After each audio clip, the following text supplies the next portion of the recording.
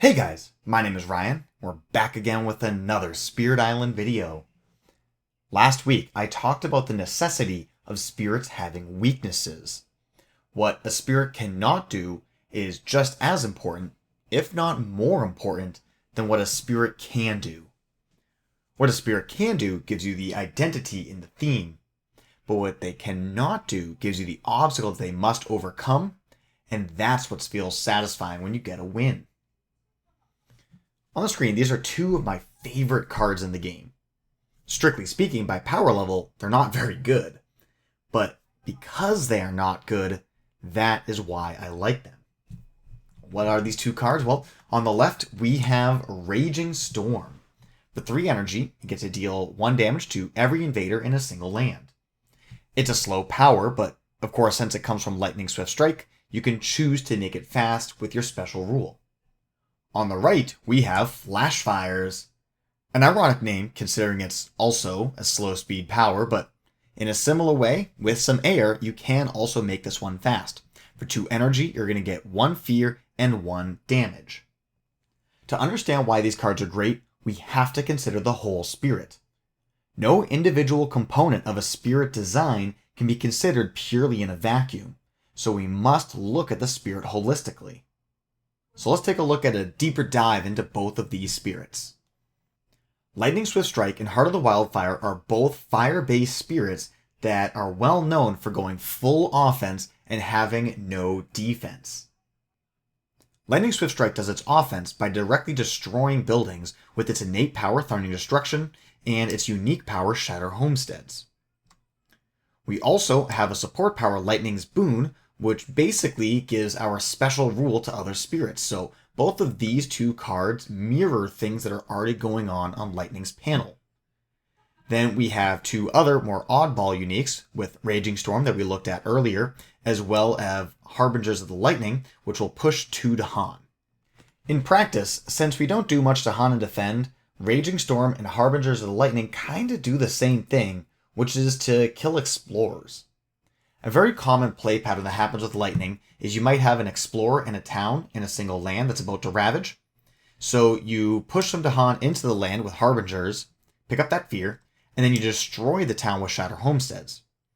Then, when ravage happens, you let the explorer and the Dahan just fight each other, and with no other effects, the Dahan's going to win, it's going to kill the explorer, and that's really how Lightning goes around killing explorers.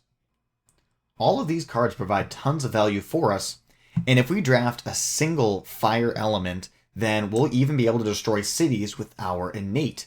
So we got all our bases covered. We can do everything. Well, we have a 4th card. So this creates an opportunity to do some very interesting design. Since we've really got all of our bases covered to varying degrees, what are we going to do with that 4th card? We got a solution to everything.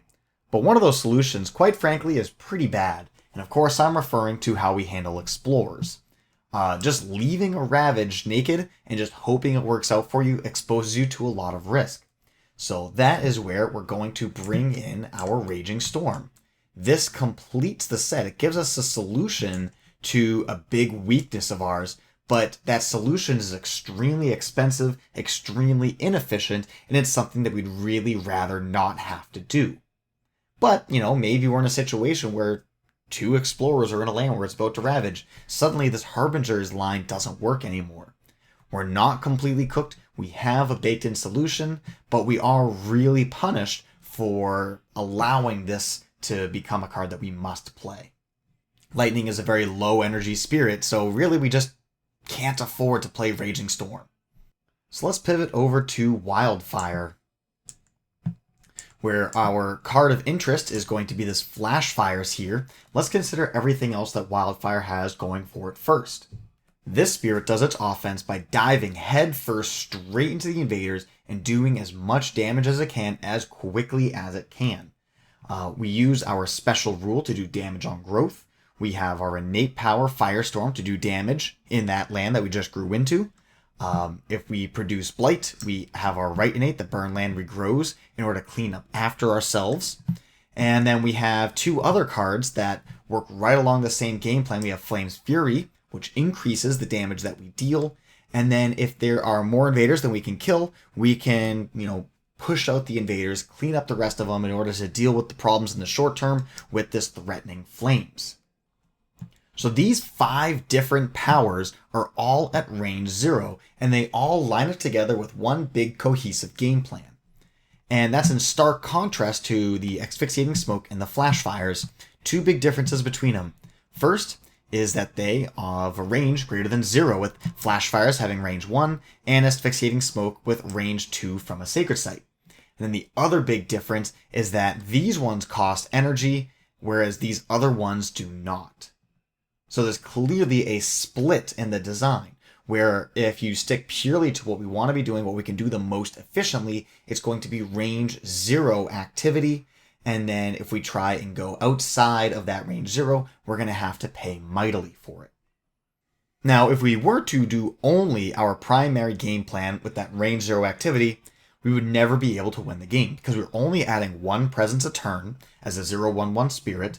If we only do activity in lands that we have presence, we're just going to quickly fall behind, because the invaders act in 2 lands every turn. And if we're only acting in 1, then we're just going to be taking a ton of free blight, and we will inevitably lose the game. So by the nature of how wildfire works compared to how the invaders work, we are forced to play cards with range to solve other lands' problems. And that is, of course, where asphyxiating smoke and flash fires comes in. Between the 2 of them, asphyxiating smoke is certainly the stronger card. Destroying a town is better than doing 1 damage. They can become equal to each other if flash fires is paired with flame's fury, but that adds extra steps to the problem. And besides, even if we do have that pairing of cards go out, asphyxiating smoke provides a plant element, which is essential to wildfire's damage output, and flash fires does not. So very similar to lightning swift strike, we have these 2 cards that are core to our ideal game plan, and 2 cards that deviate a little bit. But between the 2 of them, like I said, flash fires is a lot weaker, but I find myself playing it every single game, usually only once, but it's the kind of effect that we just need on wildfire. There's much better versions in the minor power deck, and it's something that we would prioritize drafting. I mean, paying 2 energy for 1 damage, right here, is a lot worse than paying 1 energy for 2 damage, like we'll find in the minor power deck. But the point here is that wildfire has a very clear and distinct strength and a very clear and distinct weakness. And we have a card that shores up that weakness for us. We just have to pay heavily in order to gain access to this effect. And I think this is great design. We're not going to be put in a position where we have absolutely no counterplay. We're just going to be punished if we find ourselves falling backwards into this position. And as we get better at the spirit, we're going to try and figure out what we can do to prevent these punishing situations from happening. Maybe we change the way that we draft. Maybe we change the way that we use our powers. The point is that there is a learning curve, and there's the capacity for us to get better over time. Bad cards can also be a great learning tool, understanding why a card is bad and what you can do to either just not use the card at all or to maximize its strength when you do have to use it is part of getting good, right? Having all of your tools be too strong means that you're not going to be able to as effectively filter out between what's good and what's not so good, and you're not going to be having that practice in order to find stronger lines of play. The biggest criticism with the Nature Incarnate expansion is that the spirits are all generally too strong. And I think a sneaky reason for this is that none of the spirits have their own equivalent to a Raging Storm or a Flash Fire. Here on the screen, I have my pick for the worst unique card for each of the 8 spirits, and all these 8 cards are perfectly fine. You know, they're not bangers necessarily. I mean, some of them are actually quite good on their own merits, but you know, I mean, how bad can a 0-cost perfect element card be, right? I mean, there's no punishment to playing the card. You know, if you're playing a suite of cards, you have a leftover card play, then you just throw a 0-cost perfect element. Just why not? You know, it'll do something. And many of these cards are actually quite good and quite useful. Many of these you just won't forget at any point in the whole game. And, you know, that means that there's I think it's worse design, right? Like there's not a clear defined weakness, that you get punished for trying to solve through your own means. We cover all of our own bases maybe a little bit too well. It's just kind of hard to carve out the gaps in what a spirit can do when there's clearly no weakness in any part of their kit. All the spirits have the ability to solve everything, and no particular thing really sucks to have to deal with. Last week, I mentioned that Stone and Hearth Vigil are two wildly OP spirits that I really have no interest in playing. I have much less experience with Hearth Vigil. I got bored of that spirit too quick when I was winning against level 6 adversaries by my third game played. That's just too much strength. I mean, I knew that I was making mistakes, and it just didn't matter. It was just too much raw power, so I really got turned off from that spirit. Really haven't played it too much, but I do have tons of games played with Stone's Unyielding Defiance. So I'll take the topic of this video and apply it to a little bit of a redesign for Stone. The goal here is to make Stone more distinct and less powerful. And so for the purpose of today's video, we cannot make any changes to this spirit panel. The only thing that we can modify is a unique power card. So let's ask some questions. What is Stone's theme and what does he do? What are we weak to? What can we not do? What should we be weak to? And what should we not be able to do? So what is Stone's theme and what is he able to do? Well, I think if we take a look at just the spirit panel, we take a look at the special rules and the innate powers, there's a very clear thing that we want to do. We want to put ourselves into the danger, and we're kind of using our own body to protect the island, right? Where there is blight put into a land with our presence, we don't have to destroy presence, right? So we're using our body to protect other spirits as well. But then if we start looking at our left innate, in that situation, we can also choose to pay energy, and we can sacrifice our energy, our strength, in order to protect the island. We take the blight out of the box as opposed to off the card, which means we do not advance the loss condition. Then following up with that, if we take a look at our right innate, we can take the invader's damage, and we can turn it around, and we can hit them back. And this right here is a nice collective thematic idea, right? The invaders are attacking us, I'll be the bulwark, I'll stop them, and then I'll take their energy, turn it back around, and I'll push it right back at them. They are going to get hit just as hard as they hit us. I think that's a great thematic concept. And so we'd want to make sure that our power cards can evoke that idea. So let's take a look at those cards, and let's see how well they do that. And this takes us into that second question. What can we not do? Of course, when we have a diversity of power cards, this gives us a lot of different abilities. So I'm going to split these cards into two piles again. We've got the Stubborn Solidity and Jagged Shards pairing, and then we have the Scarred and Stony Land and Plow's Shatter on Rocky Ground pairing. Spoiler alert, this is the good side, that's the bad side. But what can we do, right? We're good at destroying buildings, right? When buildings deal more damage, and so that means they have more damage that gets reflected back to them. If there's just a couple of explorers, the whole game plan of counterattacking with a massive punch, it just doesn't really make sense. When there's a massive pile of buildings, you get like 10, 20 damage ravages coming in, then things get really spicy and really exciting. So first card I want to draw attention to that really plays into that theme is Plow Shatter on Rocky Ground. We almost always are going to be playing this card for the bottom portion where it destroys a town, but that top half could be really cool. Because if you do a little bit of math in your head, if we're only dealing 50% of the damage back, that means that and we distribute that damage evenly, not trying to kill everything, every town is going to take 1 damage back, and every city is going to take 1.5 damage back, right? So some will have 1 damage, some will have 2. And this card can deal 1 damage to every building, so this almost deals infinite damage, right? By combining the 50% damage in addition to the Plow Shatter, we can kill an infinitely large number of towns and a lot of cities and explorers as well.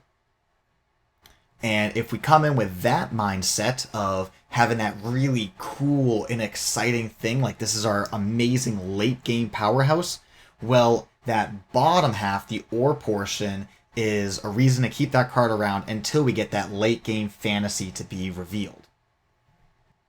Now, this other card here, Scarred and Stony Land, this is kind of like your necessary eco card, since we are going to be taking more Blight, and it does run into problems with those back-to-backs. You go to Stage 1, Stage 2, Stage 3. This is the kind of effect that you just need to have, like removing the Blight. Of course, you don't want to put it back on the card because it didn't come from the card originally. We don't want to increase the total amount of Blight in the system, so we remove it from the game, going back to the box. But we do get a nice little payoff of having a Badlands, so the next time that land comes around, we're that much stronger.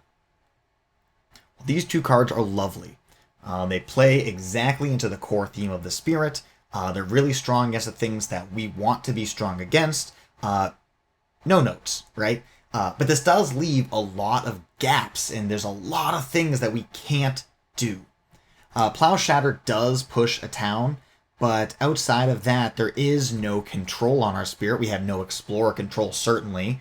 And if there's only one town on the land, we're going to be using Plows to destroy, not to push, right? So we can functionally say that we don't have any town pushing either, and certainly no one has city pushing besides Finder.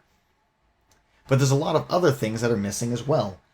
We don't have any raw fear production. Nothing on this just says produce X amount of fear. We don't have any Dahan manipulation. We don't have any support cards for other spirits.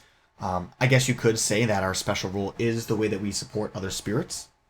But also, we are really lined up, we're really well designed to handle massive problems, right? Since we have infinitely scaling damage between here and here, we really, really want to have these massive built up lands. Everything in our toolkit is catered towards that. What we're going to be less efficient against, right? We're not going to lose to it, but it's going to be less efficient is when there's a lot of small problems, right? Maybe you have like Explorer Town that you want to solve.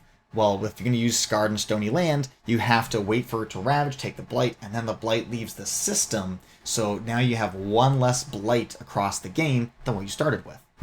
Right? We could use this Plow Shatter, but then if we're using it for the small solution, we don't have that big solution available, right? There's that little bit of tension. So let's look at this other pairing of cards. We have Jagged Shards, push from the earth. This is a pretty simple eco card, add a Badlands, push them to Han, just like a general utility kind of card. No problems with this one, right? This is the type of effect that we see on all of our spirits. I think the single biggest problem with stone, or the way that we can fix stone the most while changing the least, is this card here, Stubborn Solidity. This gives us defend per Dahan, and then Dahan target land cannot be changed. They can't get damaged, removed, replaced, or anything. This gives us a type of effect that is completely outside of the scope of everything else that stone is doing. Nowhere else in our kit do we have defense. We have a thematic defense, and our thematic defense is throwing our body on top of the grenade. This is completely different, right? This is us, from an arm's reach away. Thematically, it's just completely inconsistent. And it's also very strong because the card carries absolutely no risk. If the Dahan can't be changed, we can't have some kind of an event occur which could push Dahan around, maybe kill off a Dahan because of disease. And so there's no way that after this Dahan and Defend gets set up, that anything could go wrong for us. Because of the existence of Stubborn Solidity, it changes the way that we use Jagged Shards, push from the earth. If this card did not exist, because we have no other way of interacting with Dahan at all, we'd probably wind up using Jagged Shards to push the Dahan to our teammates, just give them that resource because we're not doing anything with it, and we'd be kind of setting ourselves up for future counterattacks. Like if we know that the next Ravage is going to be in a wetlands, but there's some Dahan there that we can't protect, we'll kick the wetlands off, hopefully we can give them to a different teammate, and then put a Badlands there, so when we grow on the next turn, the counterattack is even stronger, and that's how we can gain an advantage and preserve Dahan for some unknown future value. But the way that it plays now is that we use Jagged Shards in combination with Stubborn Solidity to set up Defend 2s or Defend 3s across the island. So we solve one of the lands with our innate and our special rule and our core theme, and then we solve another land with a Defend 2 or Defend 3, which is more than enough in the early game. Then as we get later, right, we can still play this card, but you're also starting to slam majors and other things like that. Because of Stubborn Solidity and that defense preventing Blight from coming down, Scarred and Stony Land loses a lot of value because, that Blight removal is just not as important. And then Plow Shatter on Rocky Grounds becomes less important because if you have Explore Town, why would I kill the town? Why not just invest resources into something else, and at the last second we can protect the land with Stubborn Solidity. This one card just overshadows everything else that we have going on in our kit. All spirits should have multiple approaches, multiple game plans. Here our plan A is our, most thematic thing. It's our innates. It's our core to our spirits should be your plan A. Problem is that we have a built-in plan B that is so good and so reliable that we don't even need the plan A, when the Spirit came out, everyone was pushing across bottom track because we wanted to lean into this so much. But nowadays it's popular to go across top track because our single card is so good that, bottom track isn't even necessary. Moral of the story is, this card's got to change. Now, I know that I don't have amazing design chops. So I try to, whenever I make these kinds of design changes, try to make the smallest little push possible to see what the biggest change that we can make is. And so, I haven't playtested this all. This is purely theoretical, but I want to make the tiniest change possible, and hopefully that can fix this card, or at least bring the power level down to somewhere much more respectable. And the change that I would propose here is to eliminate the line of text that says Defend 1 per Dahan, and replace it with Dahan do not participate in Ravage this turn. Still keep the other part where the Dahan are protected, from bad things happening to them, but make them not participate. And this is a way that we can interact with the Dahan because we can protect them from being killed both by disease and events, but then also by the invaders. And then, of course, there has to be a trade-off, and that is that we can't utilize the Dahan in order to, kill the invaders for us. Once again, we're thematically throwing ourselves on the grenade. We're, getting them out of the way. They're not involved in the play at all, and it's all just us. I think that's much more thematic. It's obviously just weaker, and of course that's necessary, right? Stone's yoked. By nerfing this card, right, we can talk through it all again. Right, Jagged Shards becomes much less essential, Scarred and Stony Land becomes much more necessary, and Plow Shatter on Rocky Ground becomes much more playable. Maybe sometime later on this channel I'll run a little playtest with this. Not today, but something in the future I think we can look forward to. So I'm going to wrap things up there for today, guys, but in the comments I'd be really interested to hear what you guys think. Are there specific unique power cards that spirits would be better off not having? Buffing spirits is easy, but bringing down the power level in a flavorful manner is much, much harder. I'm particularly interested to hear your guys' thoughts on Hearth Vigil. If you've played that spirit a lot, I want to hear what you think is its most devious power card. And I think that's a tricky one because a lot of Hearth Vigil's power, a lot of the power of the spirit comes off of the special rules and the innates, so I'm not sure how much we can fix with just a power card change. But I'd still like to hear you guys' thoughts. Well, that's all for me today, guys. Thank you all so much for watching. Have yourselves a glorious day.